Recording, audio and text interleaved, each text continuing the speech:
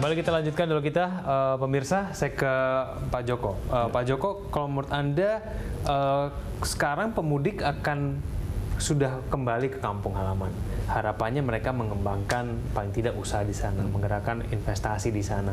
Tapi kita lihat tadi urbanisasi, jumlah pemudik selalu meningkat tiap tahun. Ini kan berarti menunjukkan jangan-jangan mereka balik lagi ke Jakarta dan kemudian mungkin membawa teman-temannya begitu untuk ke Jakarta. Ini bagaimana kemudian kita bisa, apakah ini berarti bisa kita simpulkan bahwa sebetulnya jangan-jangan mereka memang tidak tertarik begitu, atau mungkin mereka memiliki kendala untuk berinvestasi di daerah masing-masing, mungkin mereka akhirnya kembali juga ke Jakarta. Bagaimana menurut Anda?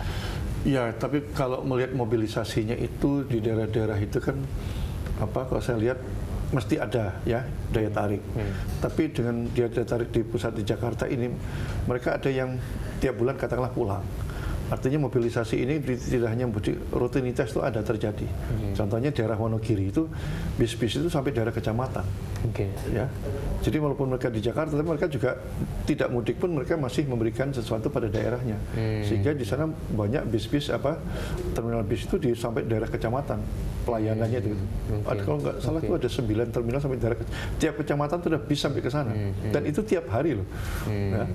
Artinya saya kira urban nggak apa-apa, tapi bagaimana mobilitas tadi kan? Kalau mobilitas tinggi nggak jadi masalah kan? Tapi kalau untuk mendukung mobilitas tersebut dengan ada tol berarti sudah sangat mendukung nih kalau menurut Anda? Ya, buktinya sekarang dengan tol muncul bis double decker, bis tingkat. Ya, itu juga ternyata laku juga bisnya itu. Ya, tarifnya juga berapa itu? Yang kelas premium eksekutifnya sampai 300 lebih. Ini kertasnya 225 dan sekarang bis-bis juga bagus loh. Ya nggak mau pemudik itu orang biasa bis yang biasa sudah berganti modelnya super high deck SHD katanya. Baik, udah banyak bis-bis yang canggih-canggih begitu ya kalau lebih Pak Joko. Mas, saya menurut Anda sektor-sektor apa yang menurut Anda paling tidak bisa kita bilang menjadi sasaran empuk? Ini menjadi sebuah sektor yang mungkin mudah bagi para pemudik untuk dimanfaatkan pada saat mereka pulang, supaya kita tujuan tadi pembahasan itu tercapai begitu. Mereka betul-betul mengembangkan usaha di daerah masing-masing. Itu sektor mana saja? Sektor yang potensial saat ini tentunya pariwisata ya, salah satunya pariwisata itu yang menjadi sektor potensial. Namun bagaimana caranya sekarang pemerintah ya bisa menata daerah-daerah yang berpotensi untuk jadi sektor pariwisata ini ditata supaya daya tariknya semakin tinggi. Gitu. Tentu yang ditata adalah pertama infrastruktur ya, kemudian akses ya, transportasinya juga. Nah, ini pemerintah daerah harus ikut serta untuk menata bagaimana sektor pariwisata ini bisa menambah daya tariknya. Kalau sekarang potensinya sudah banyak, nah supaya lebih baik lagi tentu kan harus ditata, dikelola dengan baik. Kemudian juga dipastikan supaya para pengunjung ini tetap aman dan nyaman dalam mengunjungi tempat pariwisata tersebut. Kemudian nanti apabila tempat pariwisata itu tumbuh, tentu ada sektor-sektor seperti katakanlah barang di situ yang akan tumbuh juga, makanan, kemudian cenderamata. Ini semua akan menimbulkan multiplier efek yang sangat besar buat sektor-sektor ekonomi di daerah. Tentunya sektor-sektor yang berpotensi di situ. Kita tahu bahwa setiap daerah memiliki karakteristik ekonomi yang berbeda-beda. Nah, inilah yang bisa dikembangkan di setiap daerah. Nah, sekali lagi tentunya ini butuh keterlibatan pemerintah daerah bagaimana bisa menata semua ini. Menurut Anda sampai saat ini pemerintah daerah sudah mostly ya, ini di sebagian besar daerah itu sudah cukup memanfaatkan betul tidak ini mengenai potensi, mengenai kapitalisasi dari uang yang beredar begitu banyak? Iya, kalau menurut saya sampai saat ini belum terlihat optimal ya. Kita tahu bahwa kalau kita berkunjung ke daerah-daerah pariwisata ini hanya beberapa kota saja mungkin yang memiliki daya tarik tinggi ya. Tapi kota-kota lain yang justru memiliki potensi sangat besar itu tidak diangkat ya, karena mungkin aksesnya sulit, mungkin juga penginapannya juga masih relatif sedikit, dan ini yang menimbulkan kenapa sektor-sektor potensi di daerah dia tidak berkembang sedemikian pesat seperti itu. Baik.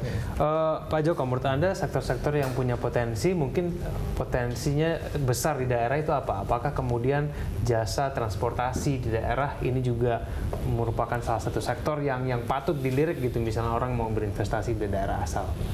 Iya, betul. Jadi memang sekarang itu pariwisata ya, selain kuliner juga kan tuh.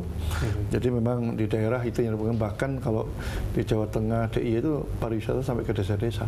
Pokoknya daerah tempat yang kalau orang swafotonya senang itu kan, itu sangat laris, sampai ke desa pun mereka mau. Contohnya Dieng itu kan biasa, tapi ada teman sekunir kalau pagi hari dia bisa melihat, dia kan dulu kan biasanya orang ke Bromo kan, ternyata bisa menciptakan, itu juga menarik. Ya, akhirnya muncullah usaha-usaha sektor ini, persewaan mobil mamanya gitu kan. Kalau di akhir pekan di sana memang cukup menjanjikan. Nah ini Pak Joko kan kalau transportasi di daerah kan waktu itu kita sempat diskusikan kalau kadang-kadang itu tidak memenuhi syarat begitu ya bagi orang-orang kota yang mungkin tetap memilih menggunakan sepeda motor karena mereka mungkin supaya nggak ribet gitu pada saat di daerah asal menggunakan transportasi. Nah ini bisa menjadi peluang tidak kalau misalnya orang mau berinvestasi di sektor transportasi jasa mungkin tapi di daerah asal masing-masing. Sebenarnya itu bisa. Nah, cuman kadang-kadang ini pemerintah daerah tidak melirik itu. Ya memang kalau yang sifatnya angkutan pedesaan tentunya itu memang harus ada subsidi ya dari pemerintah. Ya, tapi namanya angkutan wisata bisa berkembang ya minimal di akhir tahun akhir pekan itu di Jawa Tengah umpamanya itu cukup tinggi ya. Daerah-daerah yang sekarang berkembang wisata-wisata seperti termasuk kuliner juga kan. Jadi perkembangan antar daerah itu agak lumayan sekarang. Baik, Mas Heri, menurut Anda stimulus-stimulus maupun insentif seperti apa sih yang kemudian masyarakat harapkan datang dari pemerintah daerah? Itu tuh seperti apa saja? Pertama tentu dari segi infrastruktur. Ya, kita kan sekarang ada dana desa ini bisa dialokasikan untuk membangun infrastruktur desa salah satunya. Kemudian juga dana transfer kan setiap tahun selalu meningkat. Kemudian juga PAD di daerah itu kan juga trennya meningkat. Nah ini kan artinya sumber penerimaan daerah ini bisa dialokasikan untuk membangun infrastruktur.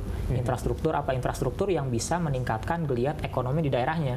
Gitu. Katakanlah potensi pariwisata, maka yang harus dibangun ya akses menuju tempat pariwisata itu, jalannya gimana caranya supaya aman, baik ya, kemudian juga keamanannya, kemudian juga bagaimana nanti supaya daerah tersebut diminati oleh investor, katakanlah investor di sektor perhotelan, kemudian juga restoran. Nah ini bisa diupayakan oleh pemerintah daerah untuk memancing atau supaya investor-investor ini tertarik gitu untuk melakukan investasi di daerah-daerah yang memiliki potensi ekonomi yang cukup baik selama ini.